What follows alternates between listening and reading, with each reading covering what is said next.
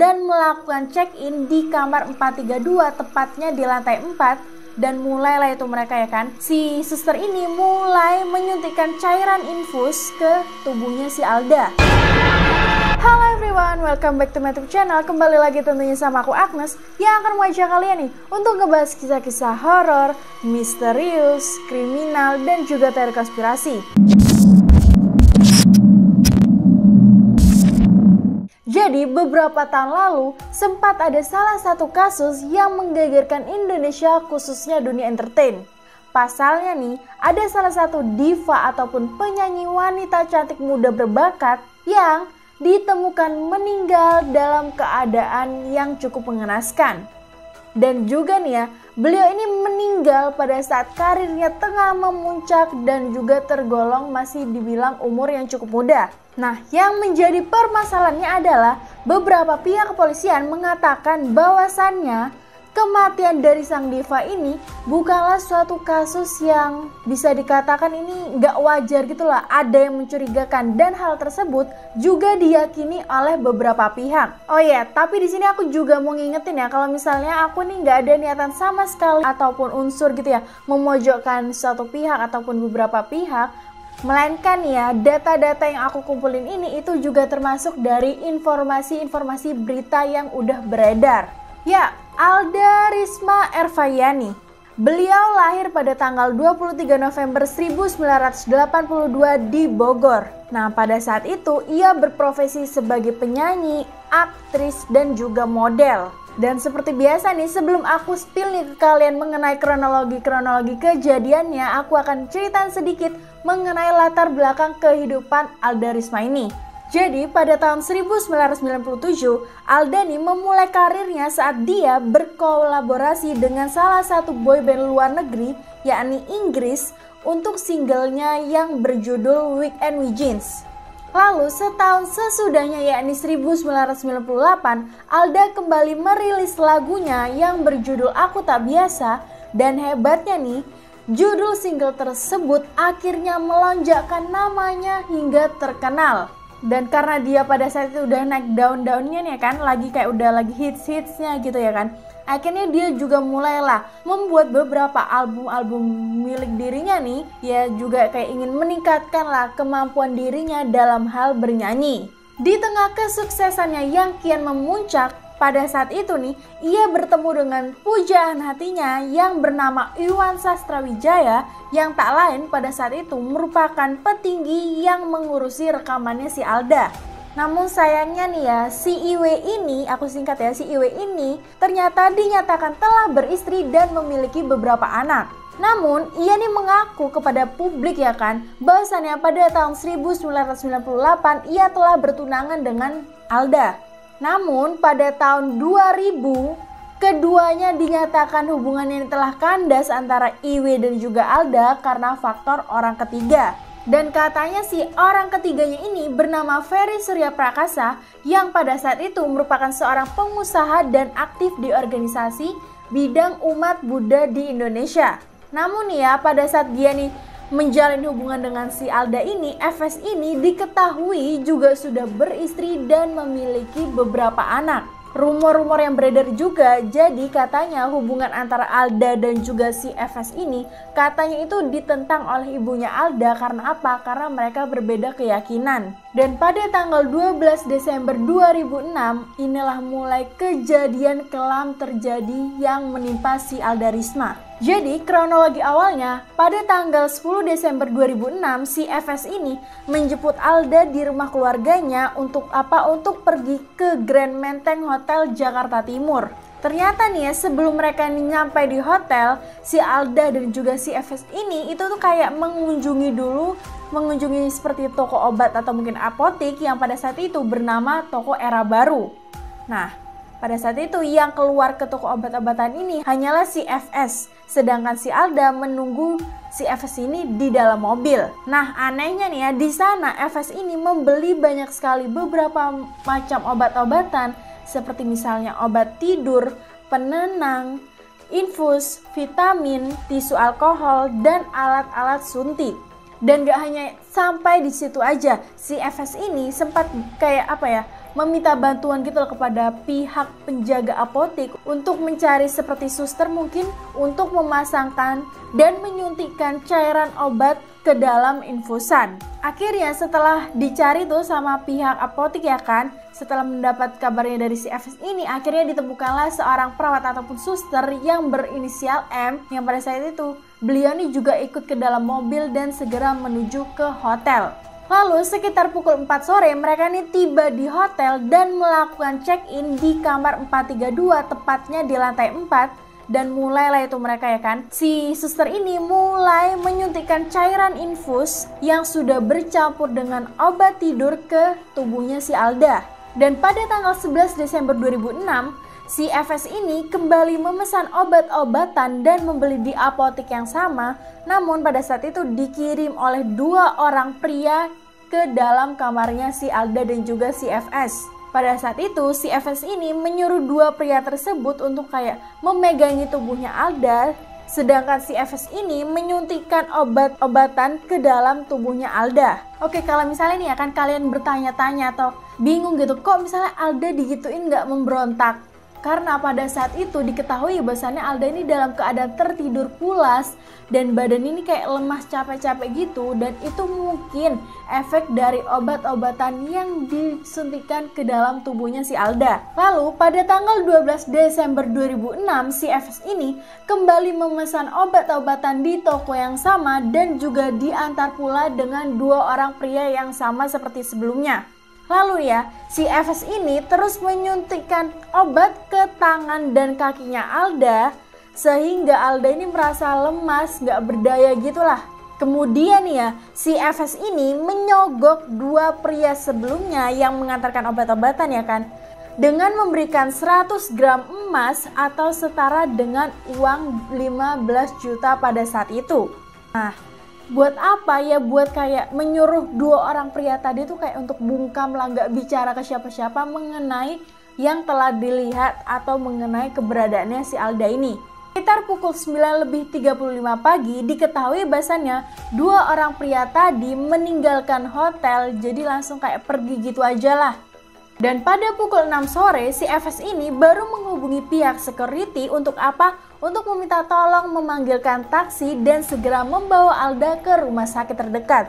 Dan dilansir nih dari majalah Tempo, supir taksi yang membantu si Alda ini dengan cara membopong Alda ya kan, itu tuh bersaksi bahwasannya tubuhnya si Alda pada saat itu sudah dalam keadaan yang sangat pucat, hampir membiru, bahkan dalam keadaan yang sudah sangat dingin.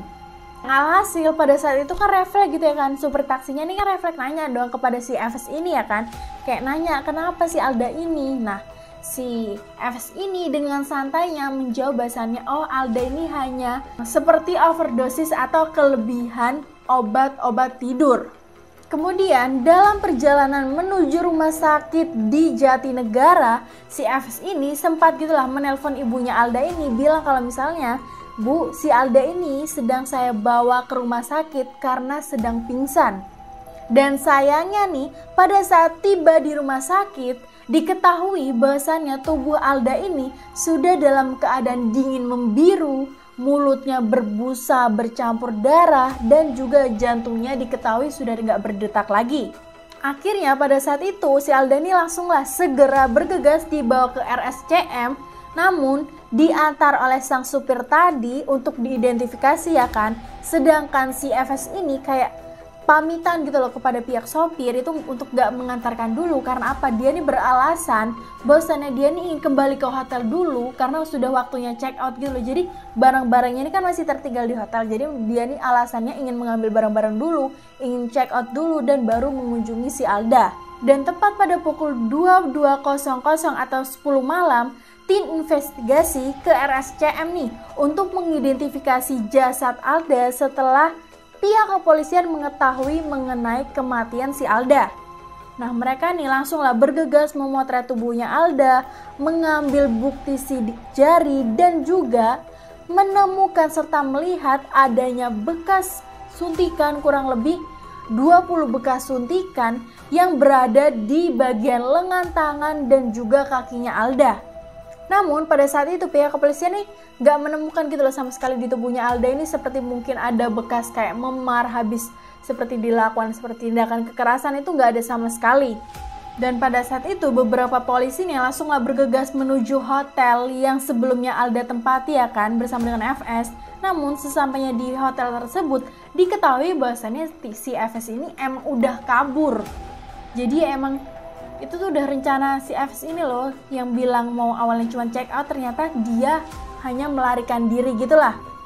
Nah pada saat di dalam kamar hotelnya si Alda ini, pihak kepolisian ini menemukan 3 jarum suntik di tempat sampah, beberapa botol infus yang sudah pakai, dan juga beberapa botol miras, alat kontrasepsi, obat penenang, dan juga nih ya, polisi menemukan bercak darah bercampurkan bercak sperma di kamar hotel tersebut, tepatnya di spray yang ada di kamarnya si Alda.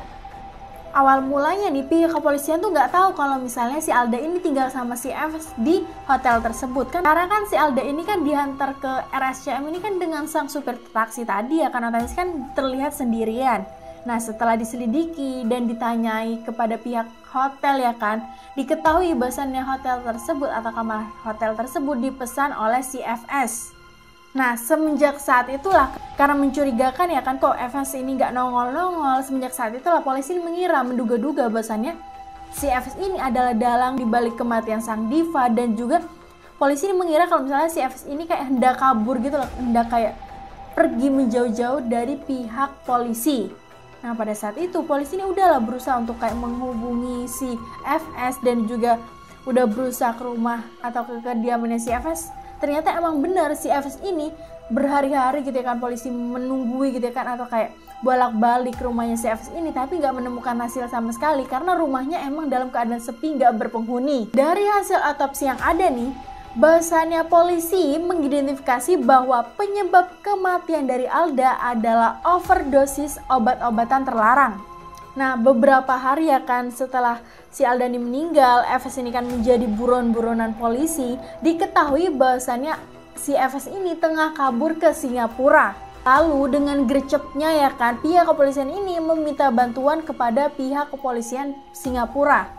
Ya, pada tanggal 28 Desember 2006, FS ini tiba di Jakarta dan langsunglah dibawa ke Polda Metro Jaya. Dan pada tanggal 9 Agustus 2007, FS ini divonis 15 tahun penjara oleh Pengadilan Negeri Jakarta Timur atas pasal 340 KUHP tentang pembunuhan berencana.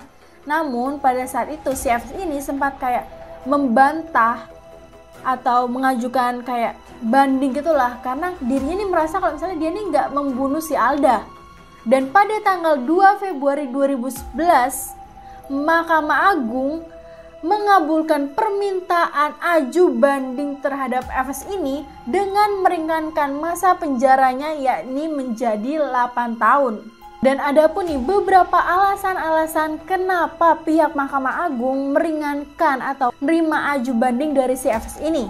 Di antaranya yang awalnya nih akan pembunuhan berencana motifnya, namun berubah menjadi pembunuhan biasa. Lalu karena nggak ada bukti yang cukup kuat ya kan yang menunjukkan bahwasannya si FS inilah yang telah melakukan pembunuhan berencana tersebut, karena pada saat itu diketahui ditemukannya bekas suntikan di tubuh Alda, itu diketahui bahwasannya bekas suntikan tersebut tuh udah lama gitu loh, jadi nggak baru-baru aja. Yang ketiga, si FS ini dianggap lalai dalam mengawasi Alda pada saat itu, karena pada saat itu si Alda ini kayak mengonsumsi beberapa jenis obat-obatan lah. Nah karena dianggap lalai, akhirnya si Alda ini menjadi overdosis dan meninggal dunia. Nah karena pada saat itu ya kan, si FS ini ketahui nggak sendirian karena ada dua pria tadi ya kan, ada dua pria tadi yang membantu si FS ini. Akhirnya dua pria tadi juga lah divonis penjara, yakni 8 tahun penjara. Jadi sama-sama lah dengan si FS ini.